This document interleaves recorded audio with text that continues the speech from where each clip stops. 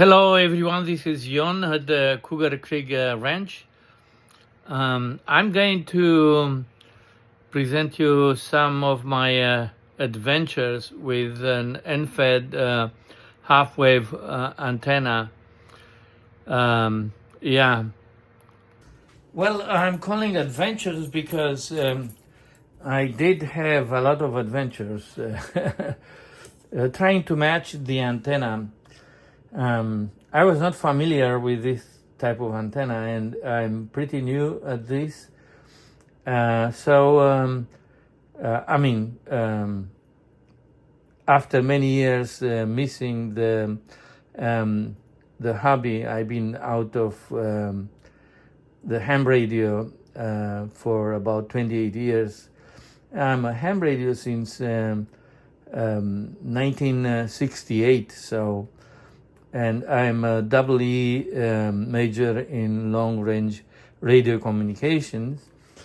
So, yeah, I know quite a bit about the whole things, and that's where the adventure started. Anyway, after many years without being familiar, I probably was too easy going through some and making some mistakes. So first mistake was that I wanted to have at least 1 kilowatt power amplifier. So there are different opinions about that, having or not having a linear amplifier, but I think that when propagation is doing very well, everybody's happy, even if you drive 1 watt. And I did work even in hard condition, people with only 10 watts or less, 5 watts, whatever. So anyway, I mean, in a decent way, I was able to work with them. But anyway, that's what I wanted. I wanted 1 kilowatt. And the first step, I started with an on-on. I determined very precisely that my antenna is 2.7 kilo ohm impedance. So I went with a 49-to-1 on-on, which is this one here.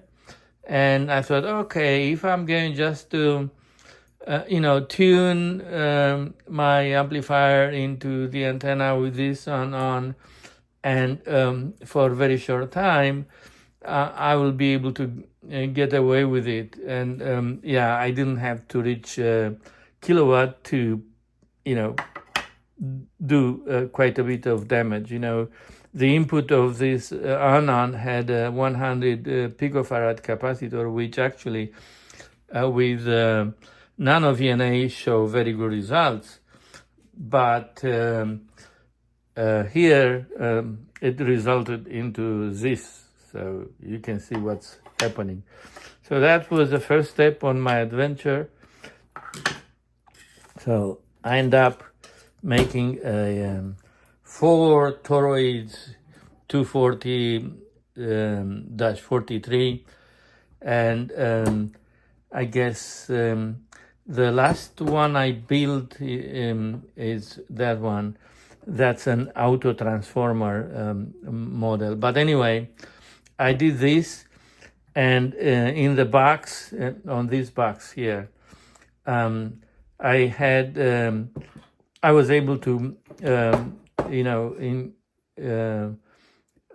accommodate both the anon and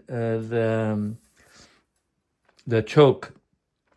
So it's 2, 4, 6, 8, 9, and it was, I believe, better than 23 dB of attenuation for the unwanted, so the common mode currents.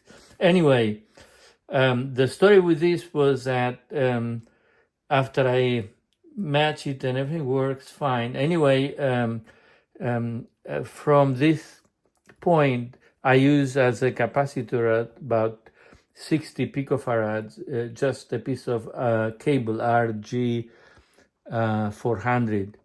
So So that was, I'm sorry, the capacitor is only for the L network. I use 100 picofarads for the input.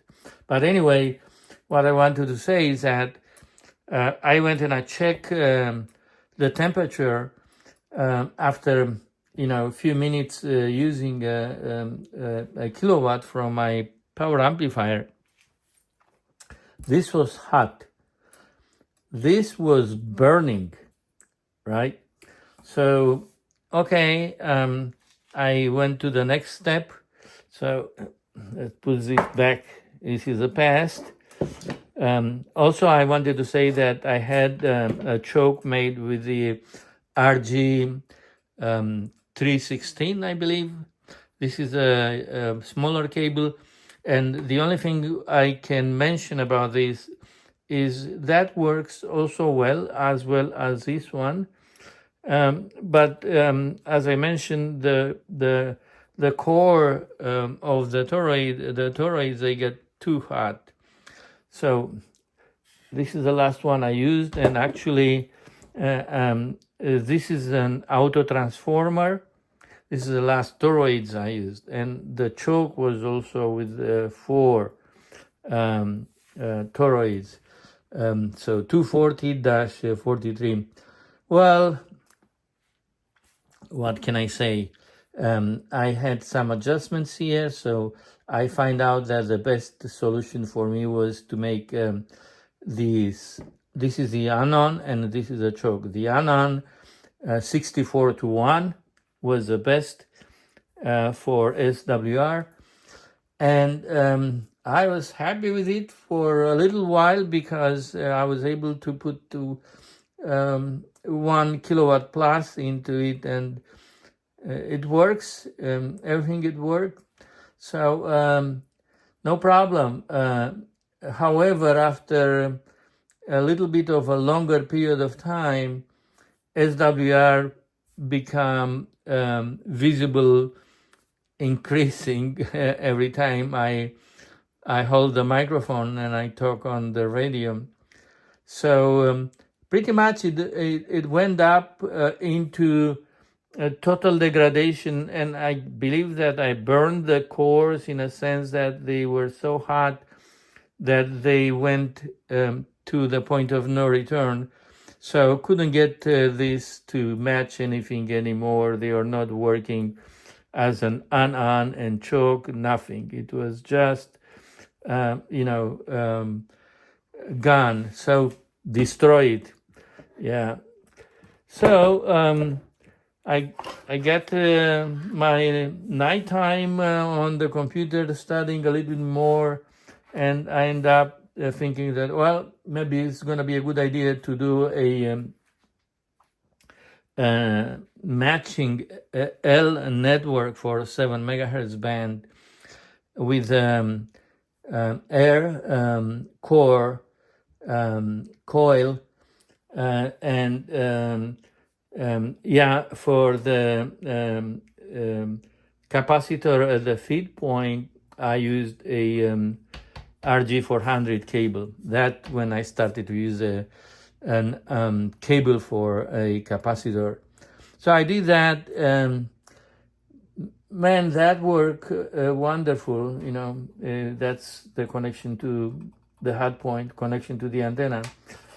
Worked like a champ, except that, this is the end of the cable here. And right now you can see that I remove the braid from some distance from the center point of the cable. But initially I just cut it to adjust the capacitance to what I needed for the best SWR.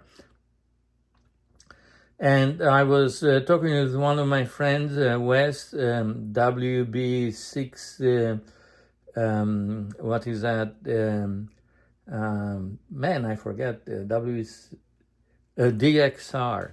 DXR, WB6 DXR. I was talking with him, and he started telling me, and I seen that my SWR is somehow getting bad. So he said, well, it's something wrong with your audio. So anyway, after I noticed that the SWR was getting worse and worse. So after I'm done talking with him with some kind of distortions, I find out actually that because I didn't leave enough space from the braid to the center, so this is practically the cable that makes the capacitor the feed point, which is very high voltage there.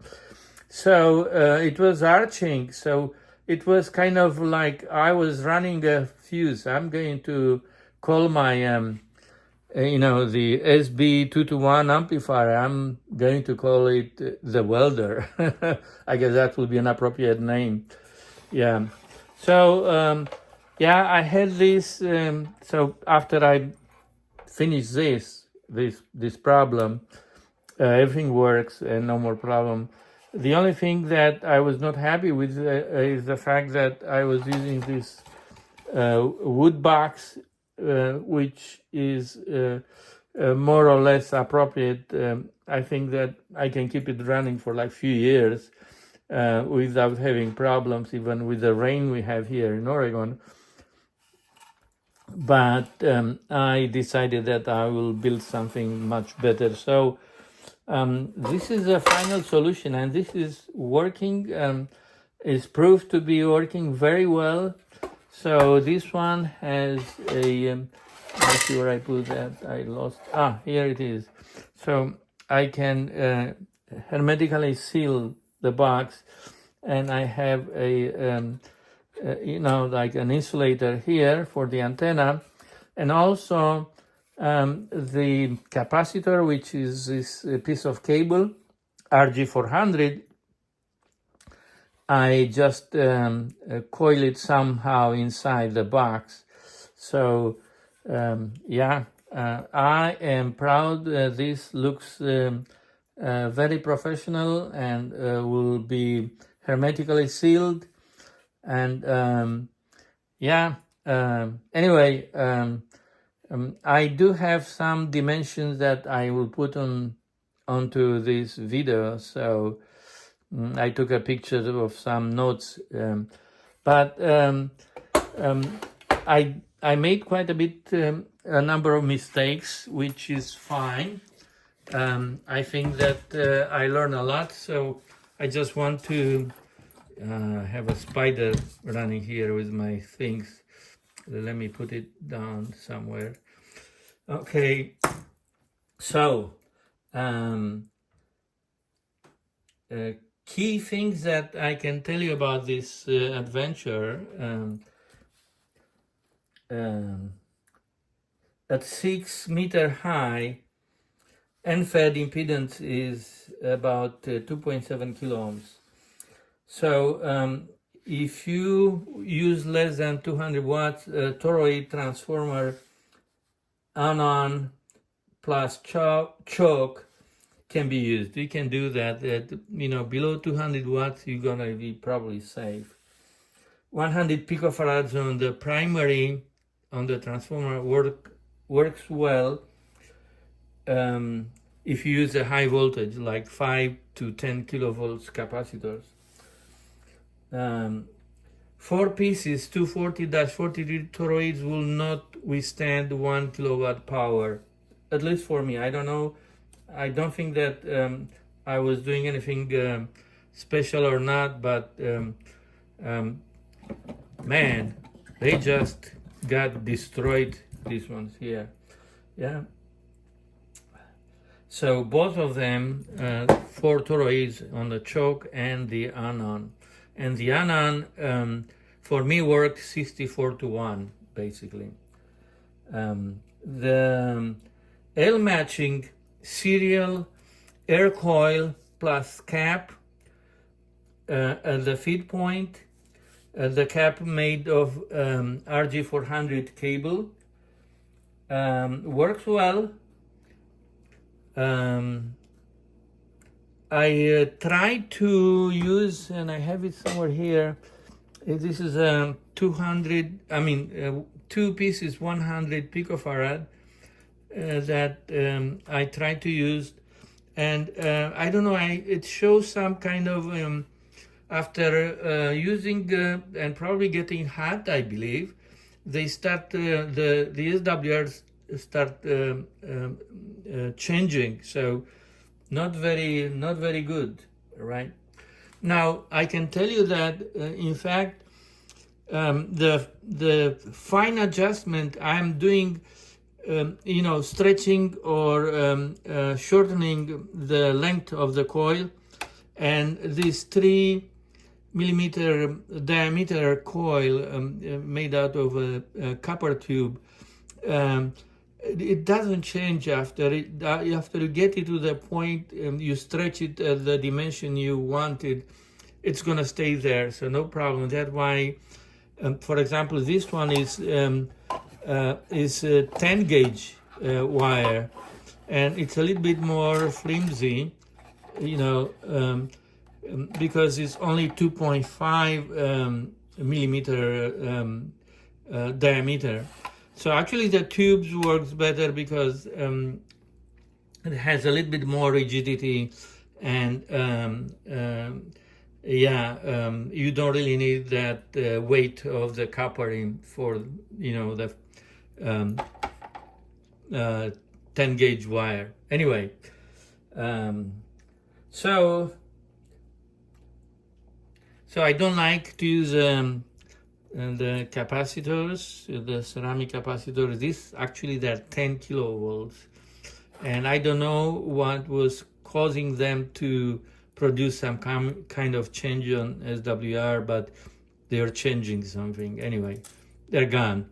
So, so this is the final, as I said, the final solution, which I like it very much. Yes. So it's for 40 meter or 7 megahertz. The coil is 2.5 inch diameter, 4.5 inch long, 14.5 turns, 3 millimeter tube, copper tube. The RG400, it's 2 feet, not 2 inch, it's 2 feet, for about 60 picofarad of capacitance. I did check it also with nano VNA, so that's about it. Well, I guess that's enough for being adventurous, but now I have a final solution. I'm going to close it and put it up there, and next step will be to go with getting the antenna at half lambda, which will be about, 20 meters high, and I have to exercise my skill of climbing trees. So I'm also an arborist within many other little things I'm doing here on the ranch. So thanks for watching, and if you have any question, you feel free to email me or comment on the comments, contact me with whatever mean you can.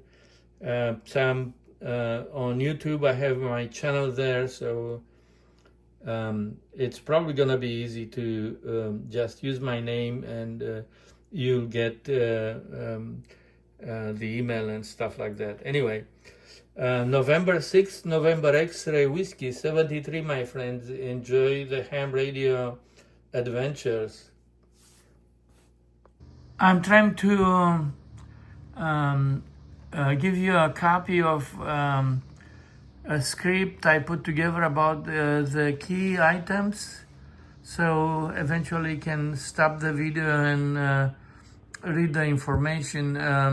Also, I missed to list here the key point that surprised me, and I don't know if you are familiar or not, but the EndFed antenna has a extremely high voltage at the feed point.